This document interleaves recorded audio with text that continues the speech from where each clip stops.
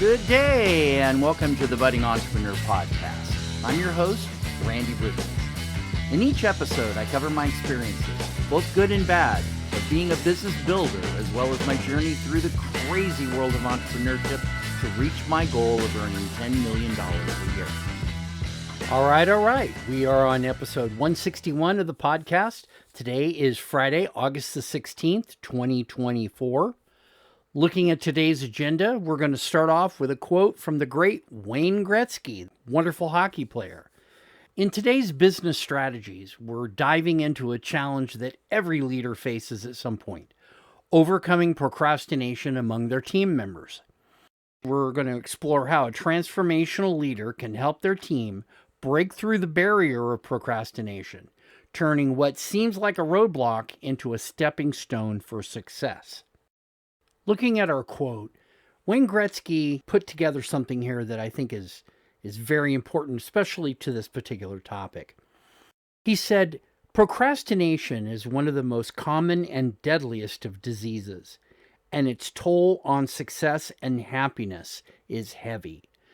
It's important to realize that a lot of people, myself included, use procrastination. And while a lot of people use procrastination as a coping mechanism, many times there are driving forces behind the scenes that are happening. You may not be aware of them, but they are happening nonetheless. And procrastination is, rather than being a cause, it's an effect of this behind the scenes things that are happening. And many times, as we'll see, how we communicate to other people may be affecting the level of procrastination that person uses or that team has involved with things. And we ourselves, as leaders, may actually be causing that procrastination to occur. First of all, procrastination isn't only about putting things off. It's about fear, perfectionism, and sometimes just not knowing where to start. I know that's the way it is for me. And as leaders, it's our job to help our team members overcome this hurdle so they can unlock their full potential and help us drive the business forward. So let's dig in and talk about how a transformational leader can work through the process of helping an employee or a team member to reduce procrastination in their role. Now, we're going to be talking about the thinking process first that you, as a leader, need to have, the tools you might use and give, and the strategies that can help your people improve, measure their progress, and eventually conquer procrastination. Looking at the leader approach itself, there are really 4 different things that we're going to be dealing with. The first one is we're going to have to investigate the cause for the procrastination. We need to understand what's going on in the background here.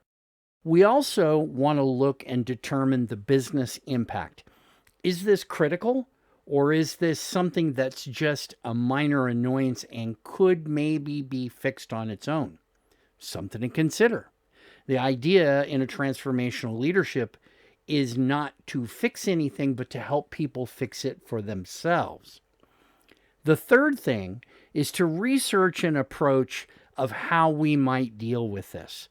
We might want to learn about that person a little bit more and talk with them a little bit and find out what else is going on, right? You don't want to go hit them with, "Hey, you're procrastinating and we got to fix that." That's not a transformational leader. We don't want to tear people down. We want to bring them up. We want them supported so that when they get to the position that they can actually get something happening on their own, that they are able to do it. And finally, we want to determine some strategies to resolve this and maybe work with this person or this team that's causing everything to kind of happen here with the procrastination. Find out what we can do to resolve that issue. In looking at the causes of procrastination, before we can solve any problem, we need to understand it. Procrastination is a symptom, not the disease. It often stems from deeper issues. Usually it's fear of failure, perfectionism, or simply feeling overwhelmed. As a transformational leader, it's important and crucial that we identify which of these is at play when we're working with a team. Now, one thing I do want to emphasize that is a little bit outside of this process is that when you run into your A team players procrastinating, there might be a reason. Okay, so some of this stuff isn't going to work with those A team players. Usually what's happening is something else is driving it because your A players are driving on their own. They're really the ones that are pushing forward for this. So you have to be aware of what's going on in their life, in their job, in the things that they have, an influence over, and see if there's something else that's causing that. Now, looking at these causes, let's start with fear of failure. Many people procrastinate because they're afraid they won't measure up on a task. They'd rather delay and make excuses than to face the possibility of not succeeding. Now, if you suspect this is the case, your job as a leader is to create a great environment where mistakes are seen as learning opportunities, not something to be feared. You don't ever want to use the procrastination process when it's fear of failure. You don't want to use that as a whipping stick, to get somebody to do something in a certain way. We definitely don't want this to be fearful. They're already dealing with fear of failure. All we would be doing is amplifying that problem. Next up is perfectionism. Now, this one's tricky because it's often disguised as a positive trait, especially under B and C team members. Who doesn't want to do their best, right? But perfectionism can paralyze people, making them so afraid of not being perfect that they don't even start. This was something I was doing for a long time when I was first in business. I was so afraid of making mistakes that I just couldn't let go and actually get started because I didn't understand failure is a way to move forward. It eliminates the problem of what direction not to go, so you can now begin winding your way through your problem, through the situation, and making it work better for you. Okay? So as a leader, we want to shift the focus from perfection to progress. We want to encourage people to get started, even if it's not going to be a good situation, even if they're not prepared. In fact, it can be stated that if somebody actually thinks they're prepared, they've probably waited too long to get things done. But you want to encourage people to get started, to make small steps, and to understand that done is often better than perfect. Finally, there's the issue of overwhelm and lack of clarity. When someone has too much on their plate and doesn't know where to begin, or can't really see a good place in the beginning to start, it's easy to get stuck. Here, a good leader's role is to help people break down tasks into manageable chunks. Prioritization becomes key. What's the most important thing to tackle right now? Even if you don't start at the beginning, start somewhere. Find out what can wait. By helping your people see the path forward, you take away the paralyzing effect of overwhelm. And anytime that there's a question of how effective something is going to be, that also will add, some of this lack of clarity, which is going to cause people to slow down, stop, and even to a certain point, maybe back up. Not a good situation if you're trying to take your business to a better level. Now that we've identified the root causes, let's talk about why it's important to address procrastination head on. Procrastination isn't just an individual problem, it's a business problem.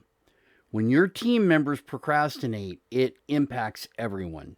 Deadlines get missed, opportunities slip through the cracks, and productivity takes a hit. But it's not just about the numbers.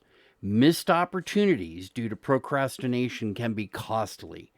And that deal that didn't close, the client that went to the competitor, and the idea that never saw the light of day, all because someone couldn't take action in time, that is a problem. Decreased productivity is another major consequence in dealing with this. When tasks pile up because of delays, it creates a bottleneck that affects the entire team. Workflows get disrupted, and what should have been a simple task turns into a crisis. Lastly, procrastination can lead to strained relationships. When one person's delay affects the rest of the team, it creates a lot of tension. Colleagues may start to lose trust, and clients may begin to question your reliability, especially when the client starts seeing it impacting other areas and other people.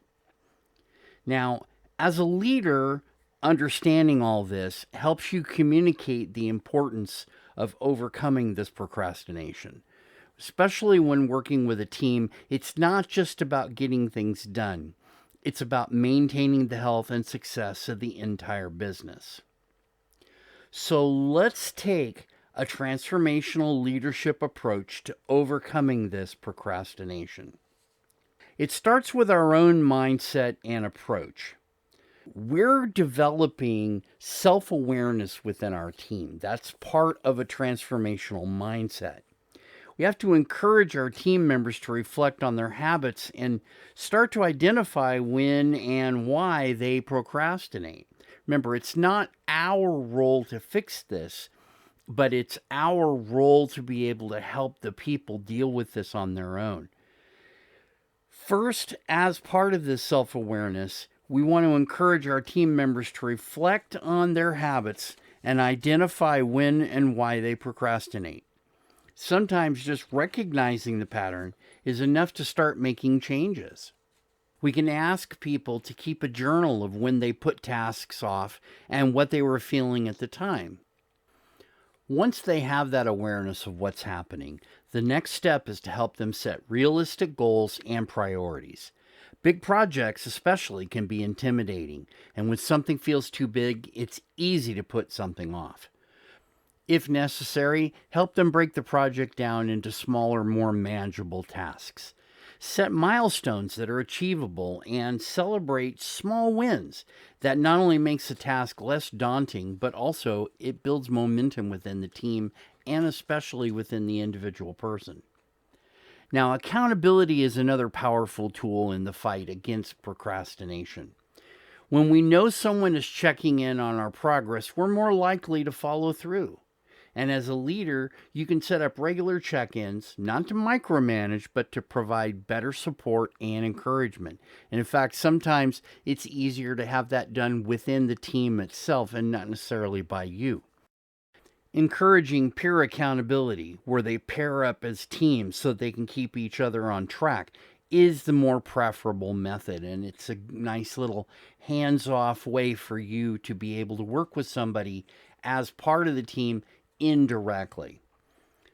Lastly, it's vital to foster a mindset shift from perfection to progress. If we remind our team that perfection is not the goal, that the progress is, we're way ahead and we're helping them get ahead as well. We want to encourage them to take action, even if it's imperfect. This is something that I deal with in all of my projects and all of my training, is they're teaching us to take imperfect action quickly. And over time, people will learn that it's better to have something done and out there than to have something perfect and never see the light of day. One of the best advantages I can say about that is that in my own experience, just doing this podcast every week now is a matter of putting that idea out there, and I've got it kind of down to a cadence of how things can happen, and it makes it so much easier. But if I hadn't gone and done this in the first place, I wouldn't have a podcast to be able to improve on. Now, with that mindset in place, let's talk about some practical strategies that your team members can use to combat procrastination within themselves. One of my favorites is the 5-minute rule. This is where you commit to working on a task for only 5 minutes. Often the hardest part of any task is just getting started, but once you've invested those first 5 minutes, it's much easier to keep going. It's like tricking your brain into taking that first step in the dark and being able to continue walking as you gain more confidence. Time blocking is another effective strategy. This involves setting aside specific times in your calendar to work on certain tasks. When the time is blocked off, there are no distractions, and you're less likely to procrastinate. It's really about creating structure in your day that helps you stay focused. And finally, we want to encourage regular reflection and adjustment, review. Okay? Schedule time every week or month for your team to review their goals and progress. This is not just about looking back, it's about adjusting for the future. What worked? What didn't? What needs to change? And by regularly doing this reflection, your team can stay on top of their priorities and avoid falling into the procrastination trap altogether. Remember, as a leader, your role is not just to manage tasks. It's also to help your team grow and develop on their own, individually and as a whole. By tackling procrastination in this kind of a manner, you're not just improving productivity, you're helping your team members become more confident, more capable, and more successful. So that's a wrap on today's podcast. We have our quote from Wayne Gretzky, and we dug into the steps that a leader might take to open the door and make it easier for the team to overcome procrastination.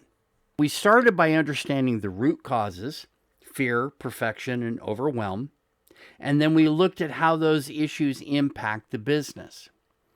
From there, we explored the transformational leadership approach, self-awareness, realistic goal setting, accountability, and a focus on progress over perfection. And finally, we wrapped up with some practical strategies like the 5-minute rule, time blocking, and regular reflection. I want to thank you very much for your time today. I wish you the best in your health, your wealth, your family, your business, everything about you. Take care. We'll see you back here again next week.